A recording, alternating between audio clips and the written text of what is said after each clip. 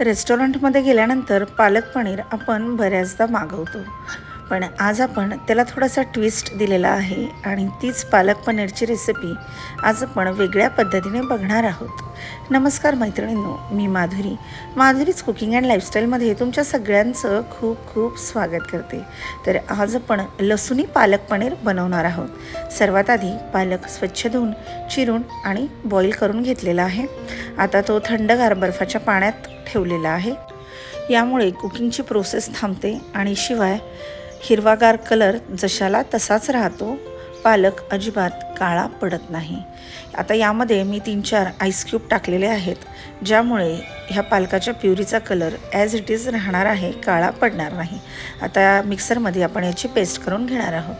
त्यानंतर कढई घ्यायची किंवा एखादा पॅन घ्यायचा, तेल घालायचं, त्यामध्ये जिरं घालायचं. तेलाच्या ऐवजी तुपाचा किंवा बटरचा वापर देखील करू शकता. 2 मोठ्या आकाराचे कांदे शक्य होईल तितके बारीक चिरून घ्यायचे आहेत आणि मस्तपैकी फोडणीमध्ये घालून घ्यायचेत आणि त्याला छान रंग बदलेपर्यंत परतून घ्यायचं आहे. आता कांदा तर यामध्ये घालून घेतला आहे. ह्यामध्ये आता आपण लसूण मिरचीची पेस्ट घालून घेणार आहोत. मी रेडीमेड पेस्ट वापरते आहे, तुम्ही घरगुती पेस्ट देखील वापरू शकता. त्याआधी किंचित हळद घालायची आहे फोडणीमध्येच आणि कांदा मस्तपैकी परतून घ्यायचा आहे.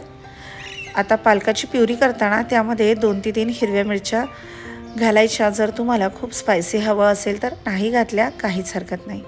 आता मी इथे लसूण आणि अद्रकाची पेस्ट घालून घेतलेली आहे. आता आपण हे सगळं लो टू मीडियम हीटवर परतून घेणार आहोत. तर मैत्रिणींनो, पालक पनीर तर तोच आहे, पण आज आपण त्याला थोडासा ट्विस्ट दिलेला आहे आणि घरगुती पद्धतीने देखील अगदी रेस्टॉरंटपेक्षा मस्त चव येते असा पालक पनीर आज आपण बनवणार आहोत. आता कांदा बऱ्यापैकी परतून झालेला आहे.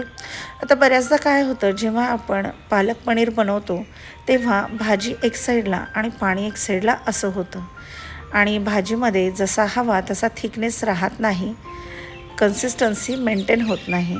तर ह्यासाठी काय करायचं, हा कांदा पूर्णपणे एक साईडला घ्यायचा आणि ह्या तेलामध्ये साधारणपणे एक छोटी तुपाची वाटी भरून बेसन पीठ घालून घ्यायचं आणि हे बेसन पीठ मस्तपैकी त्या तेलामध्ये भाजून घ्यायचं आहे, जोपर्यंत याचा खमंग असा वासही सुटत नाही. आता हे बेसन ह्या तेलामध्ये व्यवस्थित भाजून घ्यायचं, अजिबात कच्चं राहता कामा नये. हे जर कच्चं राहिलं तर भाजीमध्ये याच्या गुठळ्या होऊ शकतात. त्यामुळे बेसन भाजणं अगदी मस्ट आहे. आता कांद्यामध्ये हे बेसन घालून हे सगळं एकजीव असं करून घ्यायचं आणि साधारणपणे 3 ते 4 मिनिटभर लो टू मीडियम हीटवर सगळं असं छानपैकी परतून घ्यायचं आहे.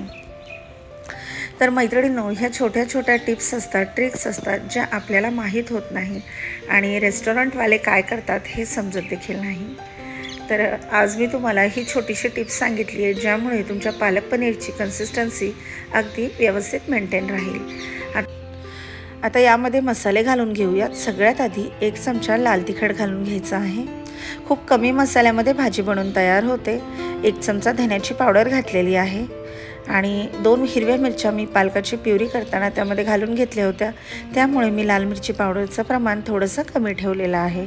तिखटाचं प्रमाण तुम्ही तुमच्या आवडीप्रमाणे कमी जास्त करू शकता. आता हे छान असं मस्त परतून झालं आहे. तुम्ही बघू शकता याला साईडनी मस्त असे बबल्स सुटायला सुरुवात झाली, म्हणजे आपला जो मसाला आहे तो व्यवस्थित असा परतला गेलेला आहे आणि बेसन पिठाचा कच्चेपणा देखील निघून गेलेला आहे. आता जी पालकाची प्युरी आहे ती आपण यामध्ये ॲड करून घेणार आहोत.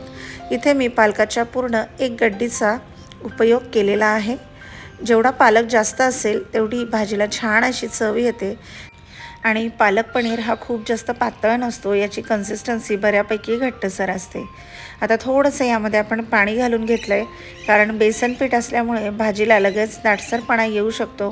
त्यामुळे थोडंसं पाणी घालायचं आणि भाजी छान अशी शिजवून घ्यायची आहे. आता ह्यानंतरच सगळ्यात शेवटी आपण ह्या भाजीला एक छोटासा ट्विस्ट देणार आहोत, त्यामुळे व्हिडिओ शेवटपर्यंत नक्की बघा. आता हे सगळं व्यवस्थित असं मिक्स करून घ्यायचं आहे, जेणेकरून यामध्ये कुठेही गुठळ्या राहणार नाहीत. आता तुम्ही बघू शकता बेसन पीठ टाकल्याचा दुसरा फायदा म्हणजे ह्यामध्ये कांदा आहे जो भाजीमध्ये पूर्णपणे मिक्स झालेला आहे, अजिबात असा टचटच वगैरे दिसत नाही. आता चवीपुरतं मीठ ह्यामध्ये घालून घ्यायचं आहे आणि व्यवस्थित सगळं मिक्स करून घ्यायचं आहे. आता आपण ह्यामध्ये किचन किंग मसाला घालून घेतलेला आहे 1 चमचा, हा सगळ्यात शेवटी घालायचा. ह्यामुळे मसाल्याची जी टेस्ट आहे ती ॲज इट इज राहते. परत एकदा चमच्याच्या साहाय्याने सगळं व्यवस्थित मिक्स करून घ्यायचं आहे. तर तुम्ही बघू शकता जी बर्फाची ट्रिक आपण वापरली आहे त्यामुळे भाजीला हिरवागार रंग अगदी ॲज इट इज राहिलेला आहे.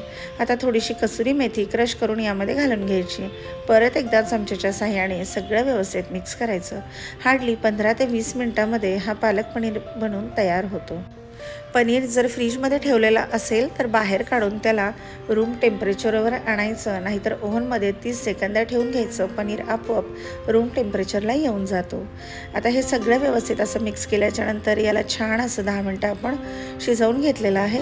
आता सगळं मिक्स करायचं आहे परत एकदा आणि तुम्ही बघू शकता भाजीची कन्सिस्टन्सी अगदी परफेक्ट अशी आलेली आहे आणि याचा छान असा घमघमाट सुटलेला आहे. तर तुम्ही बघू शकता कलर देखील मस्त आला आहे, फ्लेवर देखील खूप छान आलेला आहे. आता पनीर जे आहे ते बारीक कट करून या भाजीमध्ये आपण घालून घेणार आहोत. इथे मी 200 ग्रॅम पनीर घालून घेतलेलं आहे. पनीरचं प्रमाण तुमच्या आवडीप्रमाणे कमी जास्त करू शकता. पनीर घातल्यानंतर मिक्स करून घ्यायचं आणि 1 मिनिटानंतर गॅसची फ्लेम लगेच बंद करायची, नाहीतर पनीर खूप कडक होऊ शकतं.